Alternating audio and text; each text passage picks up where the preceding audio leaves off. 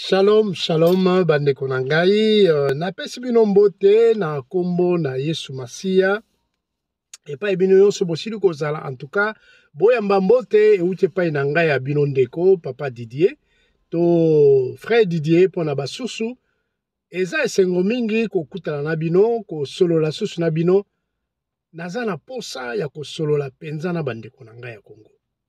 Yango lelo nalobi nasala video oyo. Pote toyeba nini esengeli pona mboka wana. Mboka na biso eza pasi.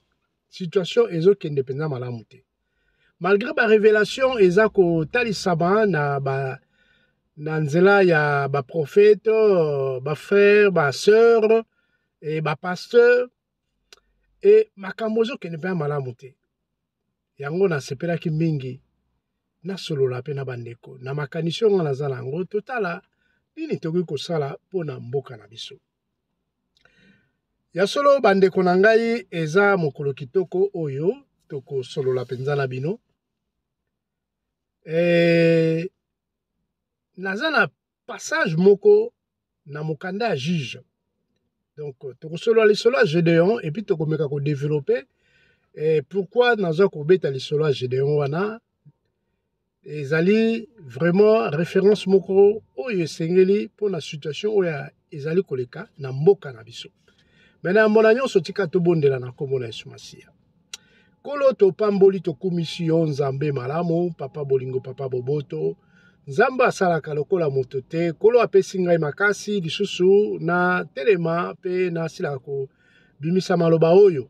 Mingi bazalaki na posa ba mona mokolo na lelo kasi ba moni yango te. Lelo babengami ba kufi kasi ngai opesi ngai susu ngolu wana papa ya kozwa mpema lisusu tika te ozwa lokumu nzambe po te yondo oyebi pourquoi opesi ngai mpema.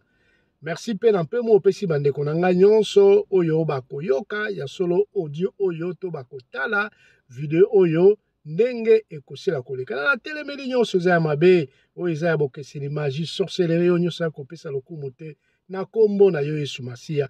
Ezala musika. Tika te maloba oyo kobima ezala conduit par le Saint-Esprit papa yende azwa responsabilité na nyonso ngala zala kaka simple au parleur na pamboli na commission yawe na kombo na bino basato ya bule papa mwana pe mosungi molimo santo.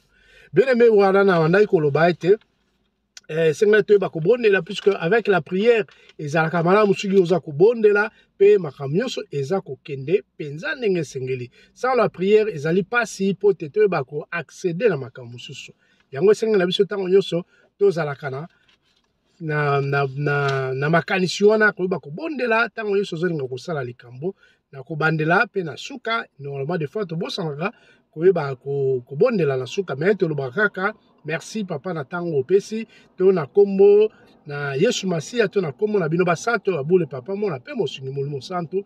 C'est aussi une forme de prière et remerciement.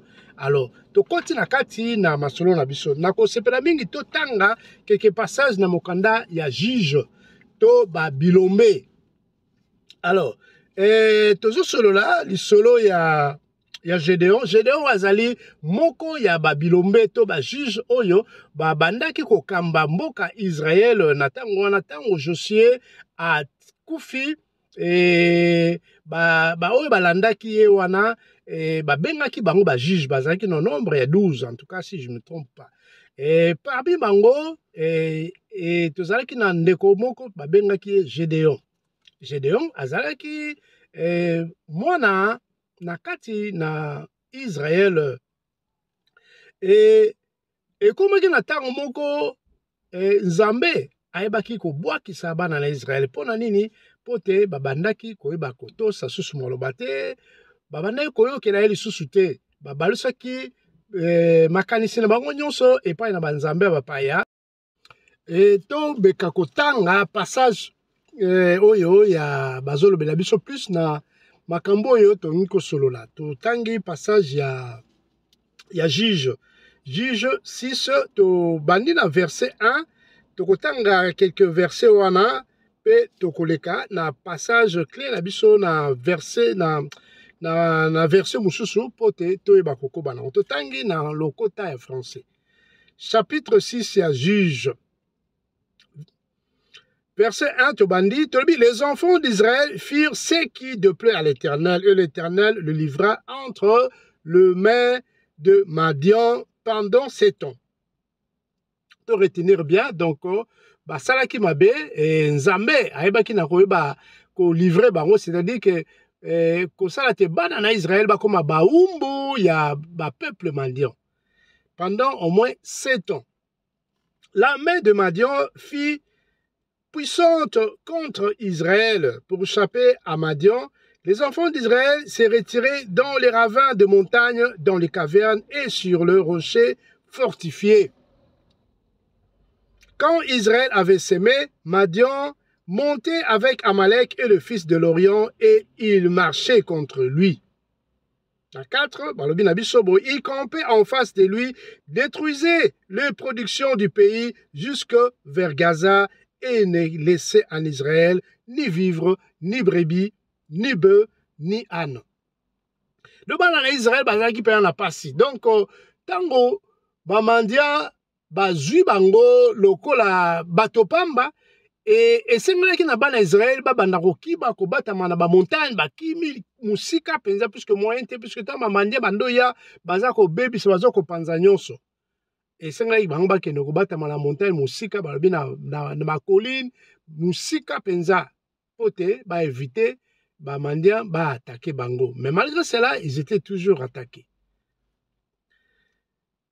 Dans le Bible, il y en a 5, car ils montaient avec leurs troupeaux et leurs tentes. Ils arrivaient comme une multitude de sauterelles. Ils étaient innombrables, eux et leurs chameaux, et ils venaient dans le pays pour les ravager.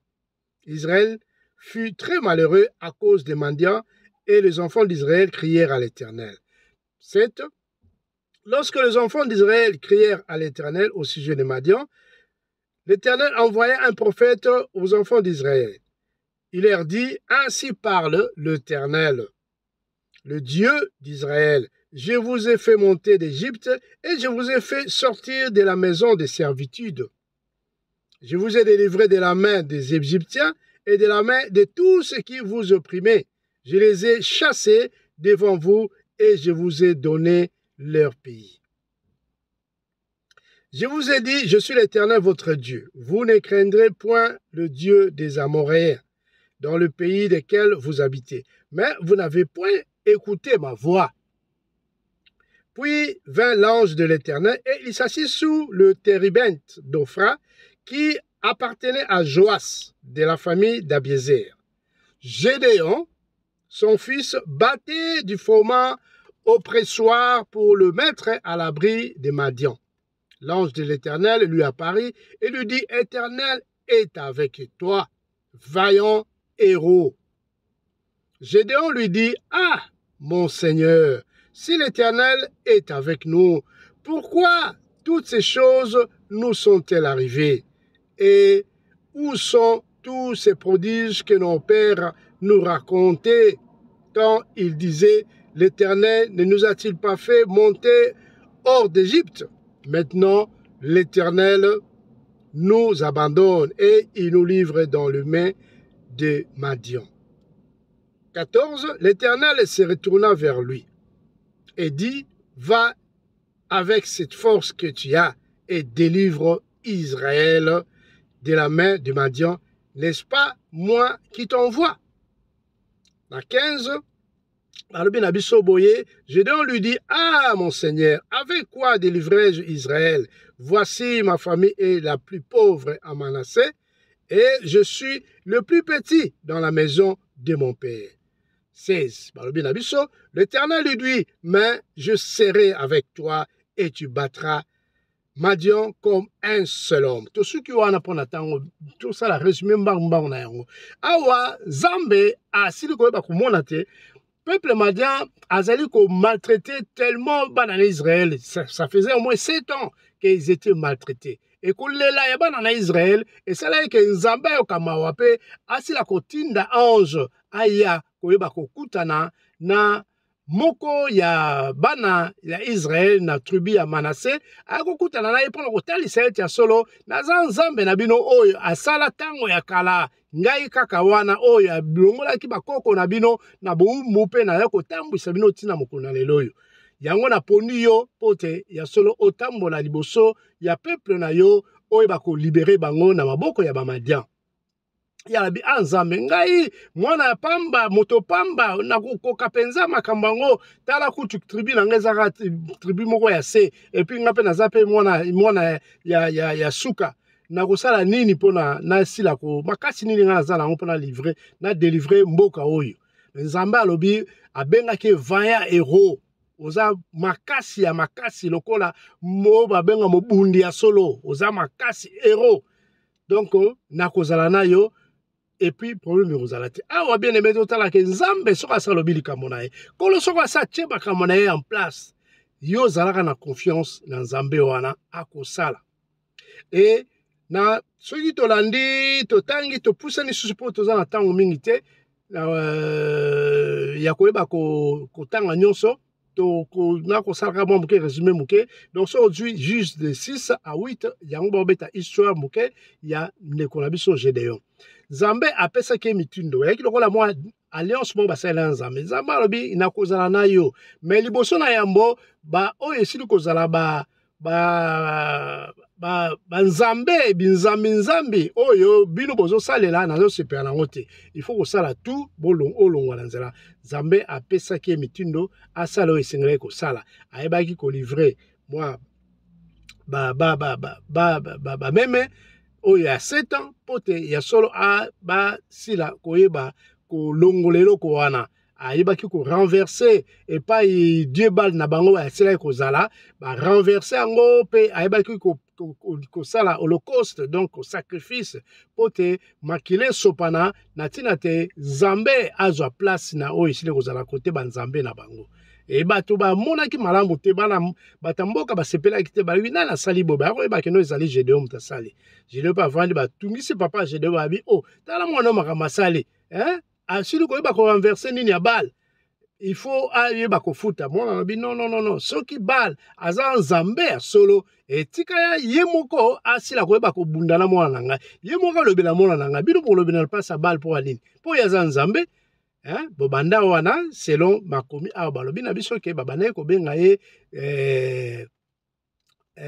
Jérubal donc à partir ya makambo wana donc c'est-à-dire que Jérubal alingi oloba ke tika bal ye moko aloba na Gédéon makambo esengeli lokola Gédéon asali mabe epai na ye donc topase wana koloba te solo nzambe apesaki ye susu expérience to apesaki épreuve mosusu ki aza nzambe atalisaki ete ya solo nga aza nzambe ezalaki kaka na kati na passage wana nyonso nazoloba de 6 à 8 okomona nani Gédéon asengi mpa nzambe naza na fourrure oyo naza kolata nakotyango na libanda na tongo nalingi namona te mai esopana humidité oyo toka na tongo so tolamuki tomonaka humidité ezalaka so tolamuki na tongo mingi ba période neti na kini na elanga tomonaka na batongo mona mwa mai matiti ekomi mai alors Gédéon alobaki na nzambe abi nzambe nalingi eloko oyo nga nalati te nzambe apesaki abi oyo olati d'abord eloko oyo olati tyango na se wana okomona lobi na tongo pembeni nango wana mai ekosala me kasi eloko na yo oyo olati fourrure wana donc tolobaka eloko ya kazaka mpo na ntango olaki eloko ya kazaka donc eloko ya bandako kozipa eyaki fourrure ya nyama soki ya meme obi ya nini bandako olati mpe ya ngombe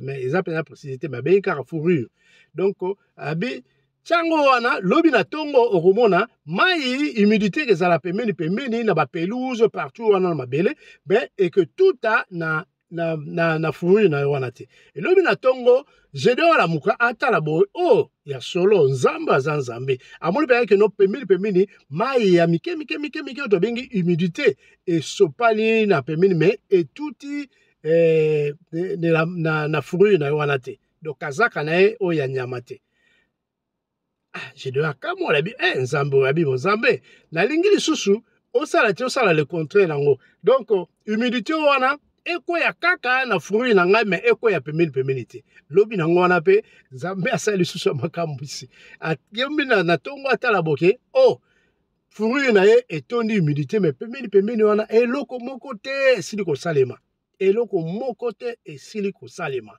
Donc ça c'était des miracles oyo Nzambe azali kosalisa oyo moto aponi pote ayeba ko délivrer bana na Israël.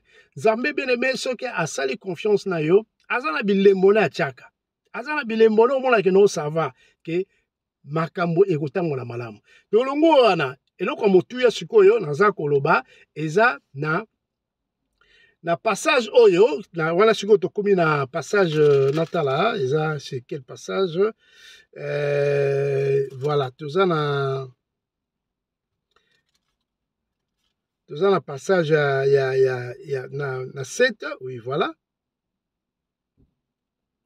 toza na passage ya Gédéon 7 donc na 7 chapitre 7 donc place passage na biso ezali et na sengeli na tanga puisque yango za passage clé bolimisanga na tanga mbangu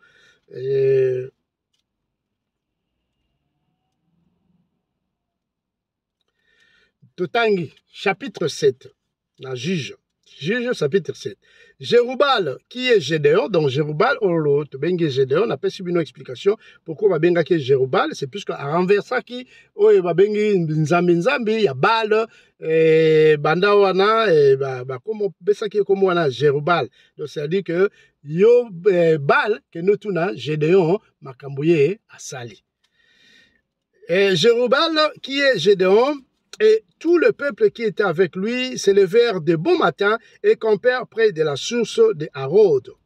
Les camps de Madian étaient au nord de Gédéon, vers la colline de Morée, dans la vallée.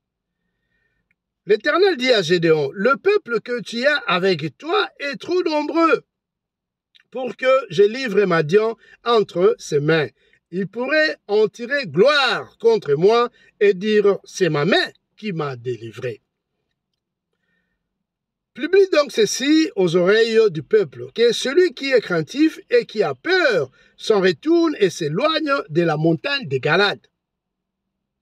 22 000 hommes parmi le peuple s'en retournèrent et il en resta 10 000. L'Éternel dit à Gédéon, le peuple est encore trop nombreux. Fais-les descendre vers l'eau et là je t'en ferai le triage. Celui dont je te dirai que celui-ci aille avec toi, ira avec toi. Et celui dont je te dirai que celui-ci n'aille pas avec toi, n'ira pas avec toi. Gédéon, la 5 maintenant, Gédéon fit descendre le peuple vers l'eau, et l'Éternel dit à Gédéon, tous ceux qui laperont l'eau avec la langue comme lappe le chien, tu le sépareras de tous ceux qui se mettront à genoux pour boire. Voilà, ça c'est le passage clé oyo vraiment dans un langue posa poto solola nabino bana Congo tozana posa to solola nabino. Alléluia. On a répété en lisusu. Gédéon fit descendre le peuple vers l'eau, et l'Éternel dit à Gédéon, tous ceux qui laperont l'eau avec la langue comme lappe le chien, tu le sépareras de tous ceux qui se mettront à genoux pour boire. Ceux qui laperont l'eau en la portant à la bouche avec leurs mains furent au nombre de 300 hommes, et tout le reste du peuple se mit à genoux pour boire. Et l'Éternel dit à Gédéon, c'est par les 300 hommes qui ont lapé que je vous sauverai, et je livrerai Madian entre tes mains. Que tout le reste du peuple s'en aille chacun chez soi. Alléluia. Alors, to résumé mbangu lisolo oyo. Donc eza ndenge nini nzambe na lobi ke nzambe aponi Gédéon aza kaka paysan agriculteur oyo bazwaki na kati na période ya pasi oyo bana Israël na période ya bajuge bana eko passé. Donc bamandian ezalaki peuple moko aza konyokola bango. Donc nzambe atiaki peuple moko liboso na bango po te bayeba kofuta na makambo bandaki kosala bazwaki mokongo babalise pa nzambe bakomaki koyeba kobondela na bango nzambe babengi Baal. Nzambe asepelaki te yango wana apesaki bango mpasi ndenge wana me ti nzambe aye koyoka kolela ya bana na ye aye kopona Gédéon po te azala moto oyo akoyeba kotelema po te alibere bana Israël.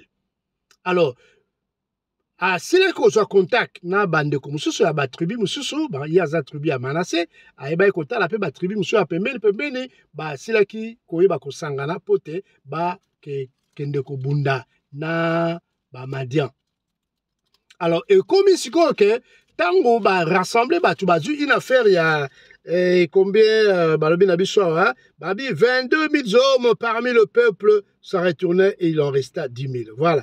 Bazalaki tellement ebele mais 22 000.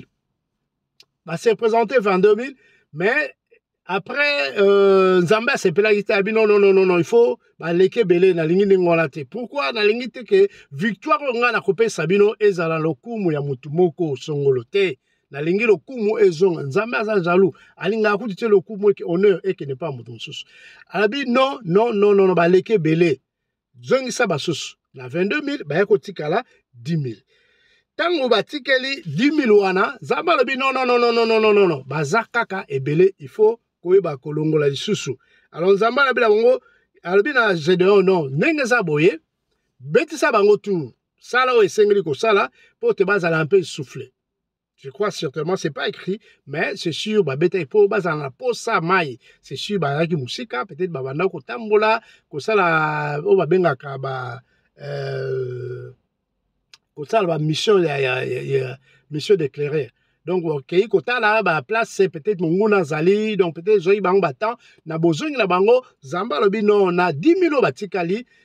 Kwa isa bakite na bango kota maï, babela maï total soki nini oyo nyonso akolape mai comme un chat, c'est-à-dire que moni mboa nenga melaka mai amelaka na lolemo na ye.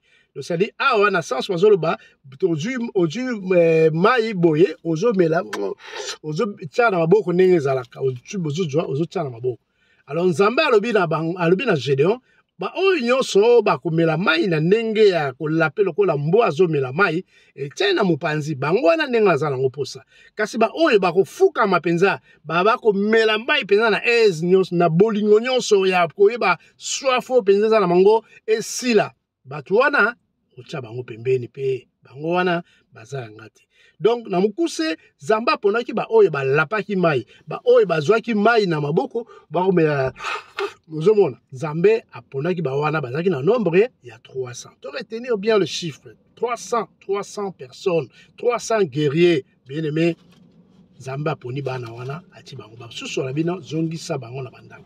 Et Gédéon alobaki na bango ndenge sengela bi en tout cas bokozala ba réserviste ceux qui tous en posa na bino to kozwa peut-être mais pour l'instant zonga pour boza pe na ba famille to kotala 300 oyo bakoki na bango kaka. Donc on a kotambola selon ndenge Nzambe azotinda ngai. Bien aimé instruction ndio surtout dans ce tozolanda il faut kolanda ndenge Nzambe aza koloba. Et Gédéon tangakena na 300 guerriers wana balobi na biso ke bazalaki na procédure mo banda kolanda. Ce qui est de 6 à 8 euros, on a tenté à expliquer nyonso wana. Donc balanda qui a procédé je dois biso qui na saliboy bibo saliboy. Si on a commis na tomboli nini ya flambeau ni na moto bino pe bolandi bo sali. Donc ezalaki na ba instruction et pesa Nzambe pesa ki Gédéon pe ayebaki na transmettre na ba soda wana. Et bango balanda ki pe textuellement oyo Nzambe alobaki pa Gédéon yango pe bayebaki na kolonga ba Madian. A peuple Madian. To ba benga ba Madianite. Longi bango na esengo nyonso. Voilà. Na mukuse yango wana. Sikoyo te okende penza na commentaire na biso oyo eza kotala mboka na biso. Ndeko na ngai. Nzambe aza Nzambe ya solo akosaka te. Nzambe aza bolingo. tango azolobela ba peuple na ye biso na tango ya biso yo azolobela ba évangéliste azolobela ba prophète azolobela ba pasteur azolobela bango d'une façon d'une autre pona mboka na biso Congo. Alors na biso te bitumba oyo bakolukela biso toza na kati na bitumba na mboka na biso. Alors batu wana bakoluka biso bitumba Nzambe azoloba na nzela ba prophète ba pasteur ba frère ba sœur nini ezosengela kosala. Et ceux qui te dit que landa bolingo wana Nzambe azotalisa biso bien aimé tokozala balongi. O nyonso Nzambe azoloba ke non na suka tala ba atake bino na suka bokolonga. Bien aimé ezali betape o esengeli tolo. Tokolonga ceux qui tozolanda makambo yo Nzambe azosepela nango. Ceux qui peut tozosala yango te ekopesa biso passe. Donc voilà, yango tomeka pour éclaircir situation. Comment faire pour que nous soyons des vainqueurs ya solo. Bien aimé, la nanga malamu, en tout cas, okosepela. Alléluia. Donc, problème est ça nini. Lisolo ya Gédéon oyo, ezotalisa biso ke Nzambe dakati na bana Congo asi aponi batu na ye. Nzambe aponi batu na ye, une affaire ya 300 personnes. Na 300 personnes wana, tozwa yango na neti na catégorie. D'abord, le 300, quand on fait 3 plus 0, ça fait 3. Le chiffre 3, et ça, chiffre moko, ya kitoko to sepelango. Et ça, les chiffres, ya résurrection. Et ça, les chiffres, oyo, epé sa rabiso perfection. C'est-à-dire que, Nzamba kokisi makambo nyonso papati alamusi babloko ezako lala kati na biso po te to telema. Donc il faut to telema po to longa na nyonso. Bible elobi na biso te ya solo, ceux qui viennent au Seigneur, ils ne retournent jamais le main vide. Donc c'est-à-dire que biso to ndimeli to ya pa na Nzambe, Nzambe akotika biso nengola te, ayebi situation na biso, ayebi ndenge moko ezoko kende. Mais biso ndeske faut totamola kati na ma bolingo na ye, na misala na mitindo na ye. Pasteur, na kati na 300 wana, toza na ba pasteur. Na kati na 300 wana, toza na ba homme politique. Na kati na 300 wana, toza na bato nyonso ba département nyonso totali côté agriculture, tozali côté ba soda, tozali côté ba fonctionnaire, toza partout bien aimé. Moto nyonso a bon ngabi na kati. Donc Nzambe a trié batu na kati na 300 wana. Donc ezo senga ke soki ne fût que 3 puisque photo joa 300 lokola chiffre moko symbolique. Donc, on peut parler sur le 3, on fait le jeu de 3. On peut faire le 3, les 30, on peut faire les 300. Donc, voilà, dans ce sens-là. Donc, les bokeh à pasteur, cause en un nombre, il y a 30, na 4, on a, ce qui bazako bon de la penza solo. Ce qui bazako bon de la solo, et que Nzambe a kotika banana été. Nzambe a kozana na biso tango nyonso. Ce qui 30, les bokeh sur la 30, tu dis par exemple 300, on te divisant par 10, ça fait, toujours les bokeh à 30, au bazoko composé, groupe au benga, ba pomba ya Nzambe, o Nzamba poni, o ba lape mai, c'est-à-dire que, oyo, ba ndimi souffrance, o baza capable ya ko endurer makambo, o baza capable ya ko bomba, ba sekele ya mboka, ba kangi yo me, pas sini le bite na bombi sekele na nga ya mboka na ko délivrer en ote boni ya solo ba ko livrer sekele ya mboka poni ni pona mosolo pona mbongo na ye moko ya poche na ye azo yo kata pas cité que so na sali boy exala ba génération de génération ba ko souffrir ozo mona problème nengo wana donc to sali 30 li boke moko ba pasteur oyo ya solo bazako bonde la penza tango nyonso bazako respecter heure de prière bazo bonde la pona Congo basali chaîne de prière na ba église na bango partout basili kozala et Nzambe asa poni batu wana Nzambe poni pote pas sala likambo wana Nzambe poni 30 personnes oyo ba telemi lokola ba politicien solo ba oyo baza na posa ko vimisa mabumu na bango te batala ka famille na bango non Nzambe poni 30 personnes wana pote bazala na kati na makanisi malamu bayeba kotala te mboka eza bangote ezalika bango batie bango kaka kotia pote ba conduire mboka wana basala politique ya solo politique ya mabumu na bango te ya libumu na mabumu na bango te kasi politique oyo koyeba kosunga mboka peuple nyonso a se retrouver bien aimé tala kuluna bakomi lokola soki ndeni ezali c'est la pauvreté des sala mpasi yango sali te kuluna komi partout. Mais sans la pauvreté, oui, et cause à la mais pas jusque-là, mboka bisoza mboka moko, babengo scandale géologique. C'est-à-dire que il y a presque tous les minéraux possibles dans le monde, tu peux les trouver au Congo. Nous avons les cobaltes, nous avons le zinc, nous avons l'uranium. D'ailleurs, en passant, l'uranium oyo basalaki na guerre ya 40-45. Oyo bomba oyo kweki na Nagasaki. Un enrichissement. Donc, ezali uranium moyo, ba belge, ba zwaki yango, ba pesaki pa ba américain, et yango ne salaki ke bombe wana ba utiliser pour te essayer la quoi. Donc, c'est-à-dire que biso toza na ba matière eza makasi makasi, bien que entre parenthèses, ezali ki utiliser na façon peut-être ya malamu te. Mais c'est ça qui a fait aussi que guerre ici là. Sinon, te guerre on peut en continuer kaka.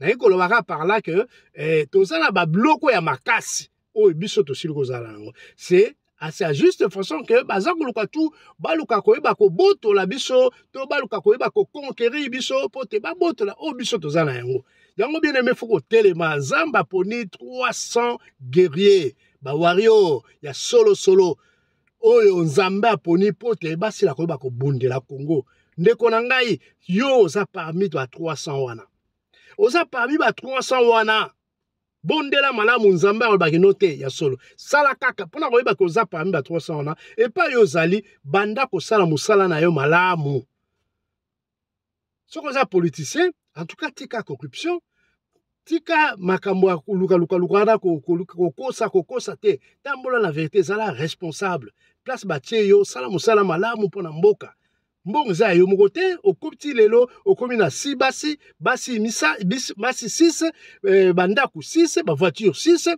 na moins de 3 mois moins de 6 mois ndeko na ngai na moins de 6 mois okomi na 6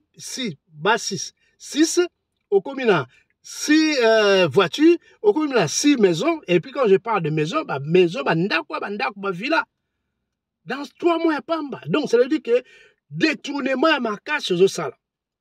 Combien de politiciens baza koyeba ko détourner bambongo et puis baza kolandela bango te. Mais lelo yo nzamba aponi biso, aponi 300 personnes na cadre ya ba service nyonso, na ba département nyonso, nzamba tie bilembo na ye, pote bana basalela ye. Soki balobi l'exemple vient d'en-haut. Oyo nzamba aponi, soki nzamba aponi par exemple président de la République. Président de la République azotambola na bo solo, azokende penza lolenge sengel exemple ya malamu. Okomona bao balandi pe baosala président de la République, premier ministre, ministre affaires étrangères, ministre ya finance, ministre ya budget, ministre éducation. Ceux qui bilonyo surtout en attend moins 30 déjà, il y a département. Hein? Tozotambola lolenge sengel mutaza responsable na makambo na ye. Aïe en tout cas ngai na osala la peuple. Et on verra où ça va nous mener. Tout ça na ba richesse esengeli ndeko na ngai. Mouton soka zu responsabilité na ye au moins que makambo nyonso gezala malamu makambo ikene malamu même pas 100% mais au moins à 70% to kufa nzala te mboka na biso mboko richesse etonda le pays qui a le plus grande richesse du monde c'est le Congo mais chose bizarre bien aimé vous allez parmi les pays les plus pauvres au monde. Comment on peut comprendre ça? Eza pasi ndeko na ngai yango foto telema message oyo naza ko senga na bandeko nyonso et pas yo zali ndeko na ngai nzamba poni yo lokola ponaki Gédéon na 300 personnes wala ba guerrier faut ko telema ko bunda pasteur, frère, sœur, pas yozali ma bondeli ya makasi pona mboka Congo. Ozali parmi ba oba poni, oza komi mona ki note ngai penza naza parmi oyo nzambe ba lapaki mai liboso la nzambe. Ko lape mai wana, qu'est-ce que cela veut nous dire?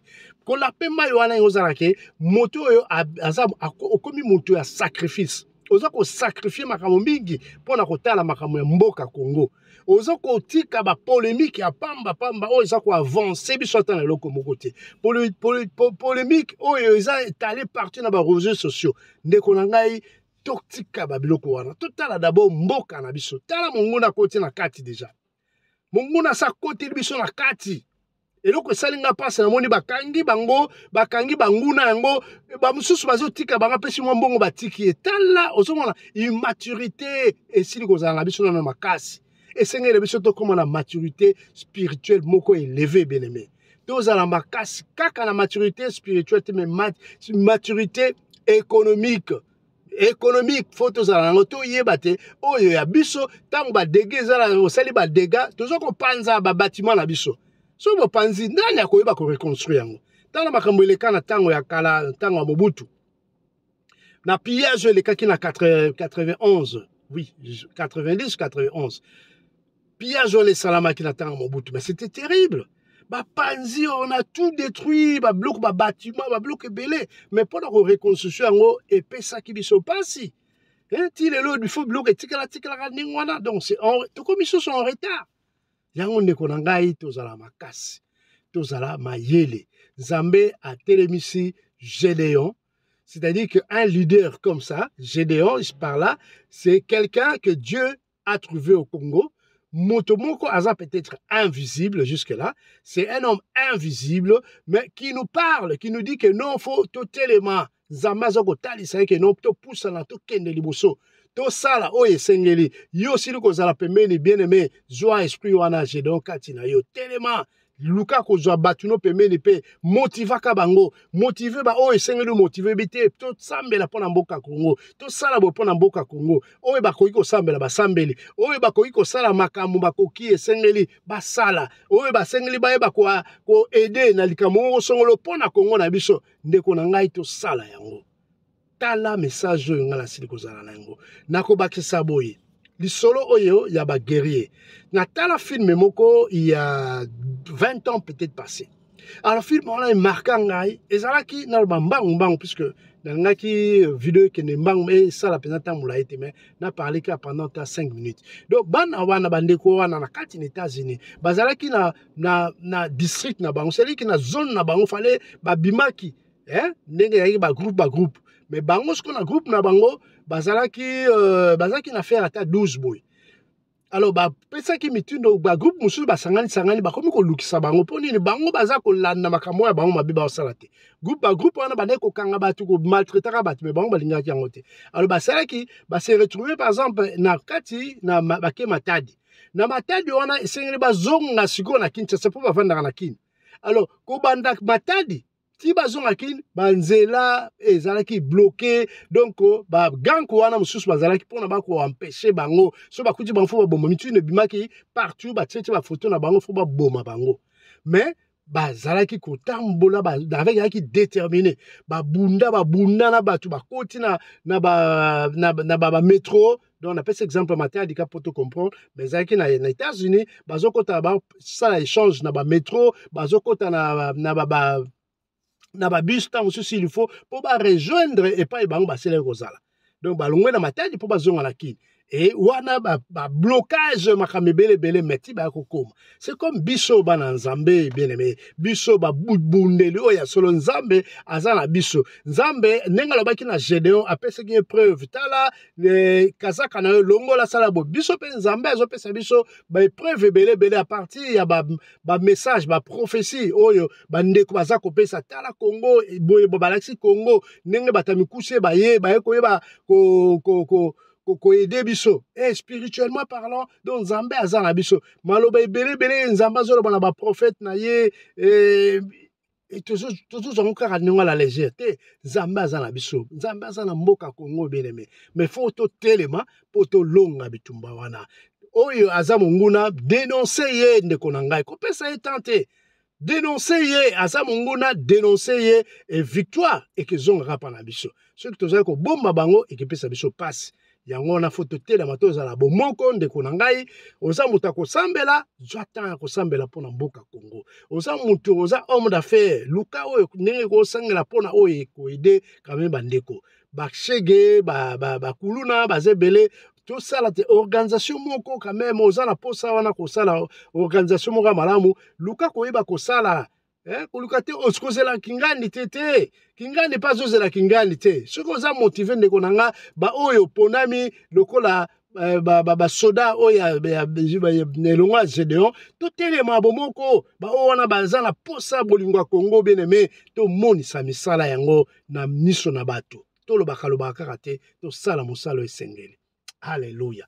Donc na suki wana ndeko na ngai yo sili kozwa o sili kozwa l'audio talisango pe ba ndeko to sengeli to telema to zala bomoko po nzambe asiko talisa biso te to zali ba oyo ba 300 personnes 300 guerriers oyo ba telemi po te ba libérer mboka Congo bien aimé ya solo to sala o esengeli to tikala basusu te oyo bisusu baloba zala posa koloba o loba pendenga za koloba bien aimé telema motiver bato. Motiver bateau, osa parmi ba 300 wana, motiver ce qu'on motiver. Ce qu'on aider financièrement, aider bande kokuna na mboka Congo. Ce qu'on yeba ko sala peut prier, ça la prière, muto za part ya responsabilité na. Ce n'est que comme ça que mboka na biso et kozala libéré. Ceux qui boité jamais nous serons libérés. Tout ça la bomengo ya solo mais esengeli to fungola miso. Pote ba boto la biso yango te soki to lali bako boto la biso yango ndeko na ngai tambwisa video tambwisa oyo sili kozala audio oyo pote kongole nyonso pa yo sili kozala yo kama loba oyo tozali parmi ba 300 guerriers o nzamba poni pote to libérer mboka na biso sala epa yo sili kozala sala esengeli pote mboka na biso ezala jamais libéré to biso nde to bwakisa bato baza ko attaquer biso wana. Merci na pamboli nzambe wa pesinga pema pe yo ndeko zali koyoka tikate kolo abatela yo pese susu makasi na nyonso oyo yo kosala. Amen.